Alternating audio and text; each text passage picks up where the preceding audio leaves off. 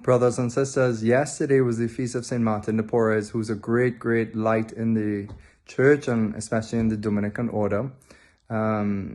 I should have posted this video yesterday, but it's never too late. And so I want to share with you a story that has touched me deeply about St. Martin, a real story from a guy that I met when I was a novice. There was a Cuban refugee here in Ireland, in Cork, where I was studying, and he's always given me permission to share this story. And I would always see him lighting candles by the statue of St. Martin. And one day we got chatting and we went for coffee, and I was speaking to him about his life, his journey. He was very high up in the Cuban government at one point, involved in the military. He was an atheist. He then at one point in that whole life, he then ended up in a very kind of dark place himself personally, where he felt hopeless and he wanted life to be done. And he found himself walking past a church, and he walked into a church, and he was not in the habit of ever going to church because he was totally against it and religion and God. And he walked in and he saw this statue of St. Martin de Porres. And he was looking at this statue and started to speak in his heart to St. Martin. He didn't even know who he was. But he said a prayer to him, a personal prayer to St. Martin, and he asked St. Martin that if God was really there, prove that. You saints are supposed to be able to help us if this is all true. And if God is there, please prove it to me.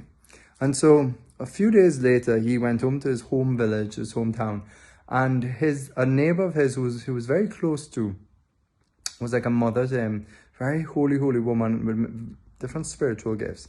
And whenever they met, they never spoke about his posting in the government. They never spoke about his relationship with God or anything like that. But this particular trip home, she just turned to him very frankly and said to him that, asked him, but what about his relationship with God? Where was he? And then, he just opened up that he was in this dark place. And then she said, I want you to come to my room. She said, so she brought him to his room, and she said, I was praying the other day, and I had this vision. I was in sort of a spiritual state, she said. And she pointed then to a statue of St. Martin de Porres. And he said, this is St. Martin de Porres. And he came to me in a vision, and he told me to tell you that God is real, and that God loves you, and that God sees you, and God has a plan for you. And so at this moment, this man told me it was like light came into his mind and his heart, and he incredibly had this awareness of God. It was like the deafness of sin on his heart and mind was just blown off by grace. And he was lifted up and illuminated. His mind was interiorly illuminated by grace to have faith where he would encounter the living God. And he said he walked out of that house and the world was different. It was brighter. It was just incredible. And so this is just a story that always touches my heart. And he said he has counted so many favors, unbelievable stories, at the intercession of St. Martin for him since then. And this brought him back into the Catholic Church and into faith, and a faithful Catholic. And I met many people along the way who've had great stories about the devotion to St. Martin and the power of his intercession. There's a little joke from some people in Ireland that said, oh, we preferred him when he was Blessed Martin, because since he became a saint, he doesn't do as many miracles. No, but people will still admit that he's a powerful intercessor.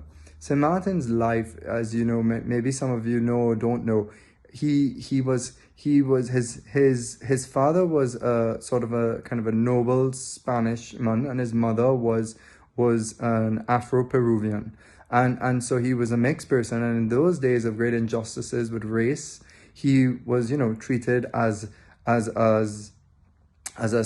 third-class citizen, and he experienced great rejection by his earthly father. He experienced, the prejudices and the terrible biases of racism, and in the face of all of that, he took on the gospel message of forgiveness, and this incredible forgiveness, making excuses even for them that they were ignorant because of sin on their mind and heart, that they were ignorant to see that he was a child of God. So Martin, therefore, is an incredible gift and therefore attracted to prayer in huge ways, he joined the Dominican convent. And even the Dominicans at the time treated him as a third-class citizen. He was a lay brother, and he even among some of them. But towards the end of his life, many of them had a completely different perception of St. Martin, because St. Martin at that point, by the time he died, became very well known to all parts of society. People came to seek his counsel, the rich and the poor alike, because he had a gift of incredible wisdom from prayer. You know, he would pray, it said that he would pray 8 hours a day in front of the Eucharist. He had a particular love to devotion to the Eucharist, and he would spend hours in prayer before the Lord. And he was at the same time as St. Rose of Lima and St. Juan Macias, another Dominican from Spain. And they would get together for prayer and encourage each other on, a network of friends who were saints. Incredible stuff. And so he became known as a huge wonder worker and gifts of incredible healing because of his union with God in prayer.